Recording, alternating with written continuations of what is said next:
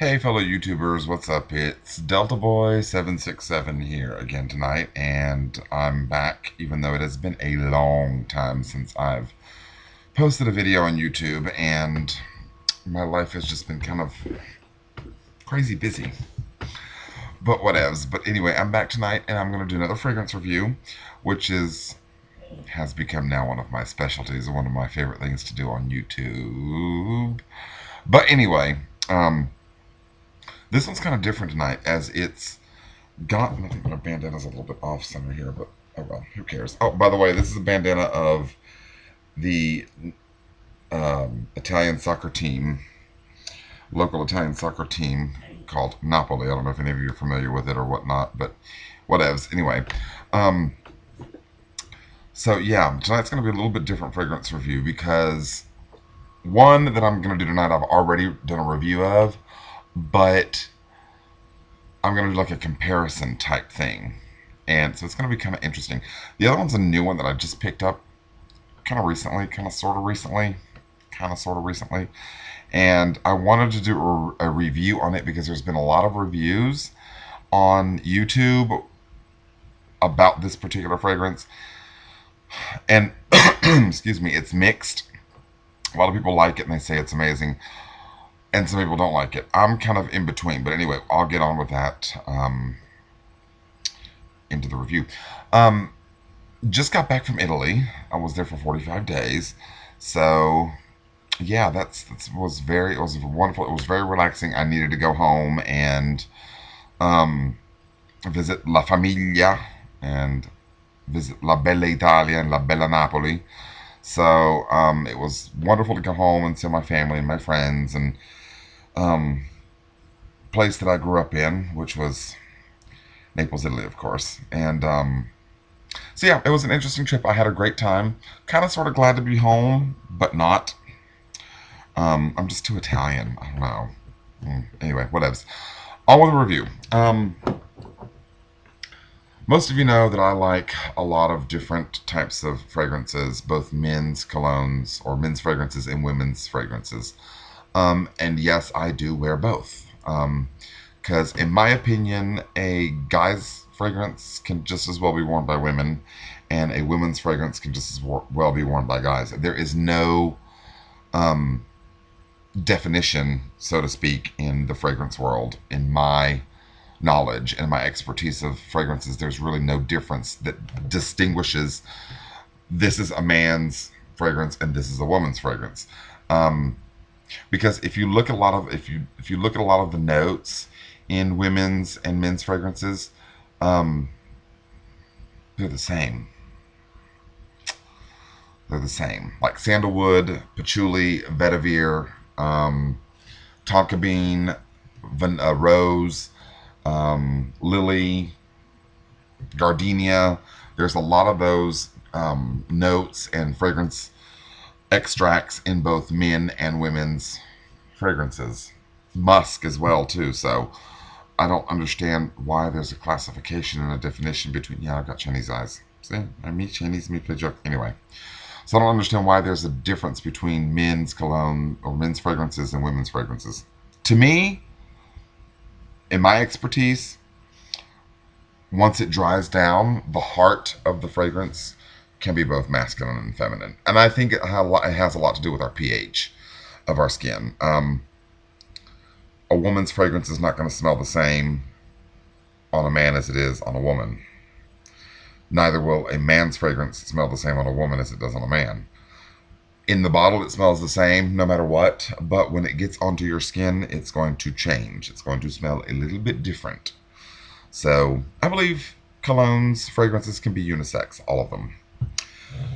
All right, the first one I'm going to review is, I would say, quite new. Maybe 4 or 5 years old, maybe, if that.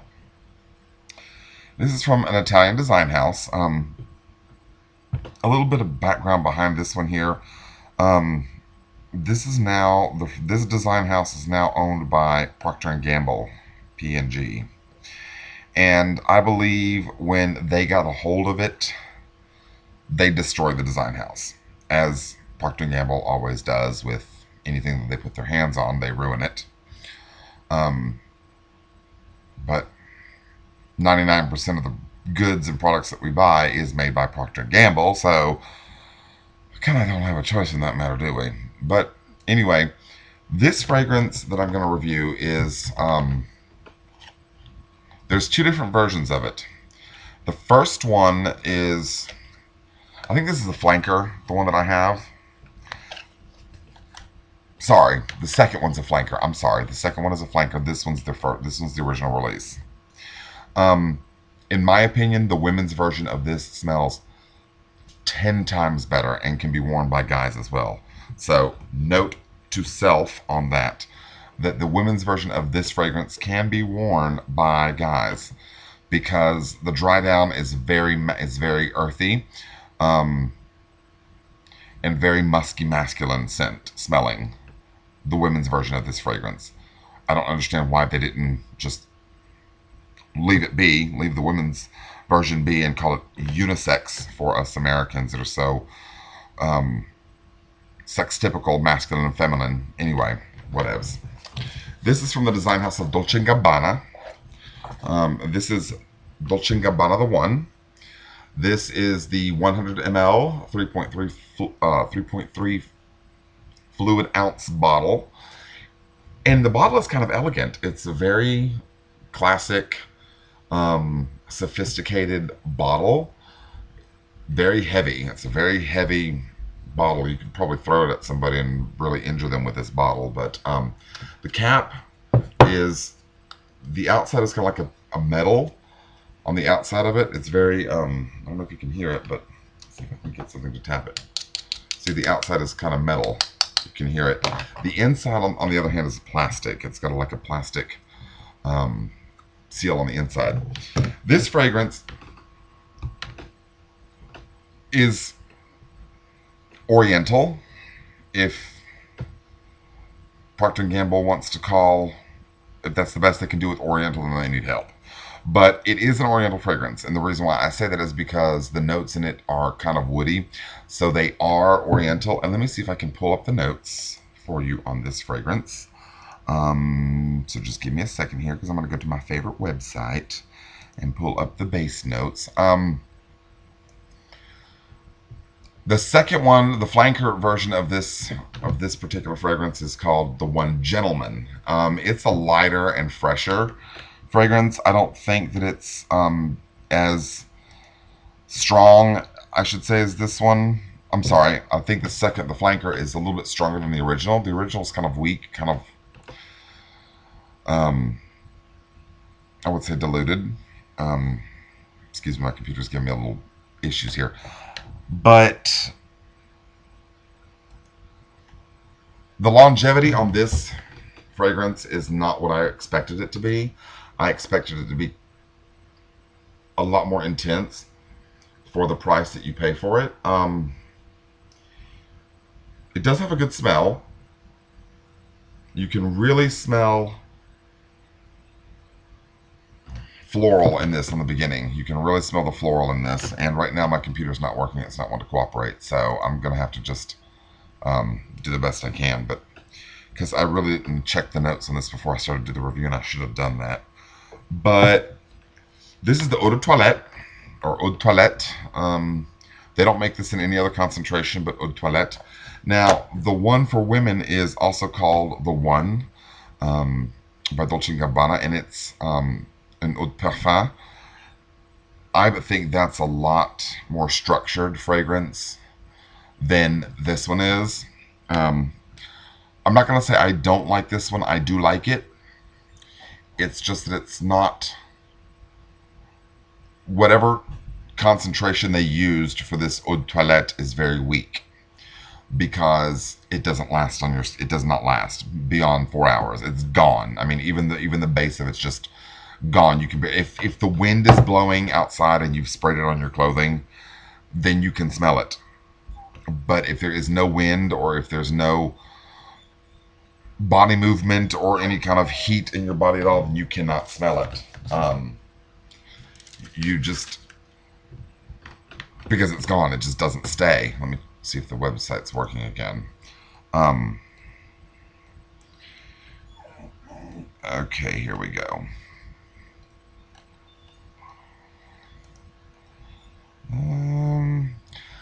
But yeah, they classify this as an Oriental fragrance. Um, any age range can wear this fragrance. I would say it's anywhere between 18 to 50. Um, as far as when to wear it, I would say casual. It's very casual. Nothing, nothing formal about this fragrance whatsoever. It smells like anything else that's out on the market, and that's what happens when Dolce and when Procter and Gamble gets a hold of a product or a company. They just, excuse my language, they fuck with it and mess it up. And that's what they did with Dolce & Gabbana. The original Dolce & Gabbana, the one that was released back in the 90s, the classic Dolce & Gabbana with the blue cap, is a very structured fragrance that is a very elegant, very opulent scent. And I think that Dolce & Gabbana, the design house, should have carried that tradition on with their other fragrances rather than messing them up. I'm not going to say that this is messed up because it's not. It's a very nice scent. I can't put into words what I'm trying to say. Um, it's a very nice scent. It's a very clean and aromatic. It's not too strong aromatic, which I like. I like fragrances a little bit stronger than this, and this one's not as strong as I thought it was going to be. The One Gentleman is a little bit stronger, even though it's not as oriental. It's more aquatic and floral, I should say. Where this is a little bit more spicy and oriental, which I love oriental scents. I'm all about some oriental scents, oriental fragrances, I should say. And I mean, it's good. It's not the best. It's good. For an Italian design house, Dolce and Gabbana, they make clothing and all that stuff, and their clothing is very on par. It's very impeccable, molto esquisito. But their fragrance, especially this one, it's just there. Um, Nothing really special about it except for it does have a good scent. I do get some compliments on it when I first spray it. Projection is not what I expected it to be. Um, Longevity, like I said, is not there. It's 4, 5 at tops. Um, and projection is there once you first spray it. The first 30 minutes is projection is there. After that, it's gone. Ciliage, it's not what I expected. I'm not gonna say it's a disappointment because it's not. Um, but I would expect more from Dolce & Gabbana rather than just making a plain perfume or fragrance. There we go. I found the notes in it. So let me tell you the notes in this. Give me just 1 second. I'll pull it up. Some of you might like this fragrance. Like I said, I've seen a lot of mixed reviews on YouTube about this one. A lot of people love it. And it might just be my skin pH that's not making it last because it doesn't stay. If I spray it on my clothes, even if I spray it on my shirt or my sweater or whatever it is I'm wearing, it doesn't last as some of my other fragrances do. Okay, this was released in 2008, and top notes are grapefruit, coriander, and basil. Middle notes are cardamom, ginger, orange blossom. Base notes are the heart of the perfume is cedarwood, ambergris, and tobacco. I don't smell any tobacco in this at all. None. I can smell the grapefruit and the coriander. Basil is very subtle. I do get the cedar wood, and I get the cardamom. Everything else is very muted. And I believe that's one of the reasons why this is a very muted fragrance, is because most of the stronger notes in this that need to be there, that need to be a little bit stronger to make it more structured and balanced, are quite muted. So, but yeah, that's Dolce & Gabbana The One by the design house of Dolce & Gabbana, released in 2008. Try it. I think the one gentleman is a lot more structured. That's just me. And it's a flanker. So this was released first. But do give the one for women a try from Dolce Gabbana. It's a very wonderful, wonderful, wonderful, wonderful scent. Now, my last fragrance review that I done was a fragrance that I had worn, that I wore as a man's fragrance for about since 1995 when it was first released. And remember me ranting and raving about not being able to find a certain concentration anymore here in the States. And even both concentrations eventually were pulled off the shelf, one being an eau de parfum, the other being an eau de toilette.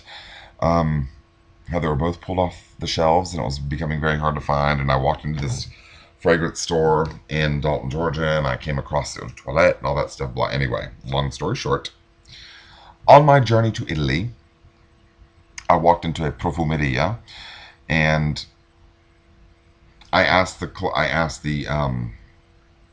behind the counter. I said, "I'm looking for this fragrance in eau de parfum. Do you have it?" And he said, "Certo, sì, yes, we've got it." And I was lit up. I would just glowed from head to toe. I mean, I was like, oh, beam of light. Anyway, this is going to be a comparison test, because the first one that I reviewed was not as I wasn't familiar with it, and like I said in my previous review, you know how sometimes an eau de parfum and an eau de toilette from the same design house, the same name, can smell totally different. Well, that's the case with this, because this one, the eau de parfum smells completely different than the eau de toilette, and it's just love, love, love, love, love. I love this fragrance. Anyway, shall we begin? The first one that I've got here, they're both by the same design house. And they're both the same fragrance. Just one's an eau de toilette and the other one's an eau de parfum. And I'm going to show them to you here in just a second, as soon as I get the one out of the box. Are we ready for the great reveal? I know you guys are like, come on, Lee, get on with it. Okay, I'm done. I'm done ranting. First one that I reviewed, y'all might remember, was this one, right? Opium for Men by Yves Saint Laurent, Eau de Toilette, 3.3 ounce. Remember? Remember me telling you all the notes that it had and everything, and how different it smells and how good it smells and all that? Okay, this is the Eau de Toilette. And this is what I started wearing when it first came out in 1995. Was this concentration right here. This is Opium pour Homme in Eau de Parfum. This is the 1.7 ounce or 50 ml bottle. This has long since been pulled from the shelves in the States, as has this one. Even the eau de toilette concentration has now been discontinued in the United States. Why does the design houses do this with older fragrances? I'll never know. Whatever. But that's okay, because I can still go to Europe and get it, so on you, okay? Think you're going to do me? Think you're going to deprive me of my fragrances? Hell to the no. Anyway, I know I'm crazy. This one has a totally different scent than this one. They're both the same. Both from the same design house. Eau de Toilette, Eau de Parfum. Let me explain to you the difference between these two. This one you can smell more of a woodsy in this one. And this one you can smell more of a thicker licorice incense type scent on this. I'm going to spray this in the cap just for a second. I'm going to use it sparingly because, oh my god, I just love smelling it. The notes in this are where are you? Oh crap, I went too far back. Hold up. But this is a totally different fragrance than the eau de toilette. And the reason why I say that is because this is a very licorice anise. You can smell the licorice and the anise in this very strongly. Whereas this one, you can smell more of the tonka bean and cedar in this one, and the leathery and the musk. And this site is moving so damn slow tonight, guys. I am so sorry. That's why I'm getting like frustrated with this fragrance review, because the site's moving so slow. It's like, and I've got high-speed internet connection, whatever. But the longevity on the eau de toilette is about 8 to 10 hours, like I had described before. So you know what this is all about because I've reviewed this already. So I'm going to put this aside and focus on this one. Guys, the longevity on this one is about 20 plus hours. I swear to God. If you put it on your skin, you get about 11, 15 hours. If it gets anywhere on your clothing, expect 10 to 15, even more. And this has a totally different scent than the eau de toilette. The dry down, on the other hand, is the same. The dry down is identical. It's very much earthy and sexual, sensuous, but it's very much a very masculine, very structured scent. It's very seductive. However, this one here is magnified with the eau de parfum version. It's the vanilla and the tonka bean and the star anise. That's what I'm looking for. Star anise is very pronounced in the top of this. Very, very pronounced. It's like in your face. And it's a wonderful winter fragrance. I wouldn't wear this. I would not touch this at all in the summertime. At all. I would leave this be in the summertime. I would not even come near it because it's that strong. The eau de toilette version you can get away with in the summer. Sparingly, remind you. Sparingly. Because it's a little bit fresher, lighter concentration. Totally structured differently, but the eau de parfum, stay away from it in the summertime. Only use it for the winter. That cuddle up, snuggle up to your loved one fragrance. Because it's very, very strong. And I cannot find what I'm looking for. Anyway, whatever. Never mind. You know what? Just give me just a second. I'm gonna pause for a second and gather my thoughts. Not gather my thoughts, but concentrate on what I'm looking for here on the website. And I'll be right back. I'm not going anywhere. I'm gonna be here, but I'm just saying I'm gonna be focused on what I'm doing. So I'm sorry. I'm trying to focus here, and it's driving me crazy because it's moving so damn slow. It's like a bird. Actually, it's not like a bird. It's like a damn turtle, but whatevs. Come on, bass notes. Come on, damn it. By the way, I'm using bass notes for the notes of these fragrances to give you the note breakdown, and it's not cooperating with me right now. There we go.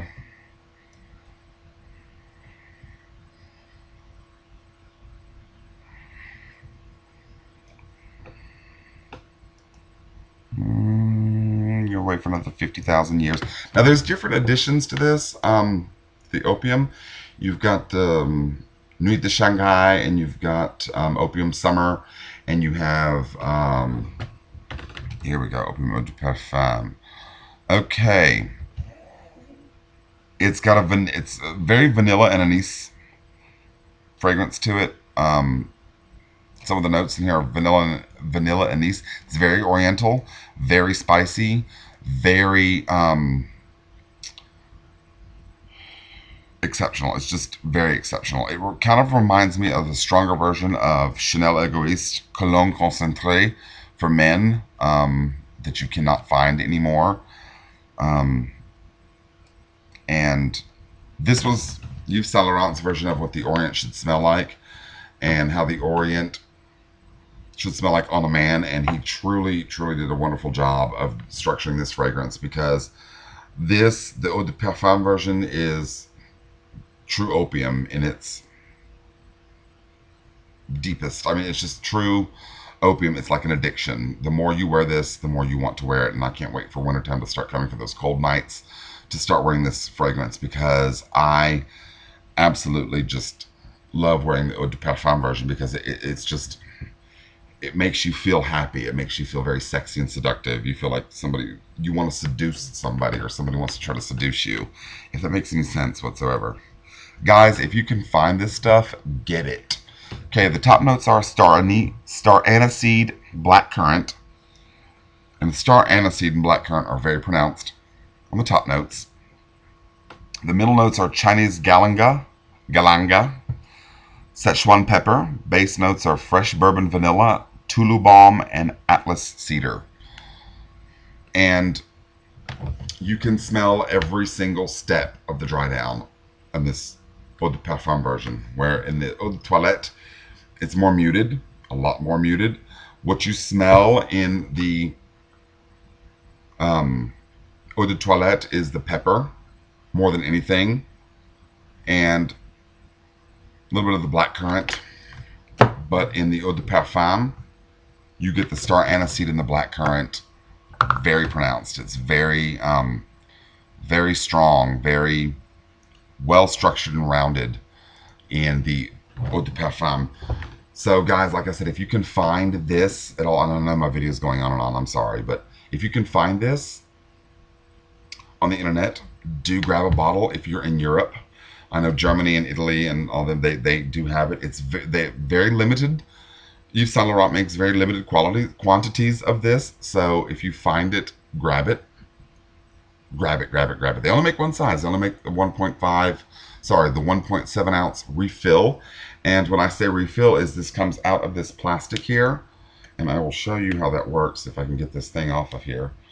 It's kind of challenging because I don't have any nails. I bite them down to nubs. Yes, I know, I'm crazy. But anyway, the glass bottle inside of the plastic casing does come out. So you can just buy the inside glass of this and replace it in this plastic outer bottle. And it looks very elegant. The bottle is very, very elegant. When this was first released back in 1995 and I got a sample of it, I bought 2 bottles right off the bat. I had to have it. So that is a versus of the 2 colognes, 2 fragrances. So we have Yves Saint Laurent, Opium pour Homme, Eau de Toilette, Eau de Parfum. This is more relaxed, more, it's a lighter version, much, much lighter. It's still a powerhouse, don't get me wrong. It's still got a lot of longevity, this one. But this here is a very cloying scent, and the cloying in a good way. It's not bad. It's not standoffish, or it doesn't put people off with this fragrance. You get a lot of compliments. I get a lot of compliments wearing it. It's very warm and seductive and sexy feeling. So if you can find this fragrance in Europe, if you travel to Europe, it's very hypnotic and seductive, people. I swear, it's very, very... It doesn't smell old at all. It's a very structured fragrance. So that is my fragrance review for tonight, y'all. Sorry I've gone on and I've had a little bit of pause and everything, and I've tried to like fumbled around because I was looking for notes. I should have done that beforehand, but oh well, I'm sorry. Anyway, this is Lee, Delta Boy 767, saying good night to everybody, and I'll be back again with another fragrance review in a couple weeks. I think I'm going to go and purchase a new fragrance and review it. So stay tuned, because they're coming. More's coming. I'm just got to get the time to do them and some more fundage to purchase some fragrances, because they're not cheap. Anyway, love and kisses to everybody. Ciao.